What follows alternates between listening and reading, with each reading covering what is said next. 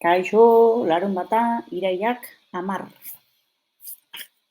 Gaurko egunez, 1684ko irailaren 10ean, Joanes Zuigarai-Txipi hil zen, Hendaian jaiotako euskal pirata. 6 urtetan 100tik gora itsasontzi nederlandar eta espainiar harrapatu zituen Frantziako erregearen patentearekin. Hainbeste itsasontzi harrapatu zituen, non esaten baitzen Donibane Lohitzunetik Zibururaino itsasontzi joan zitekela, ura ukitu gabe.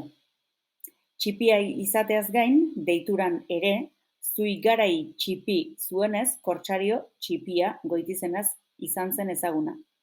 Itsasoko bataila batean zauritu eta hil zen. Ternuako Plazentzian da bere hilobia.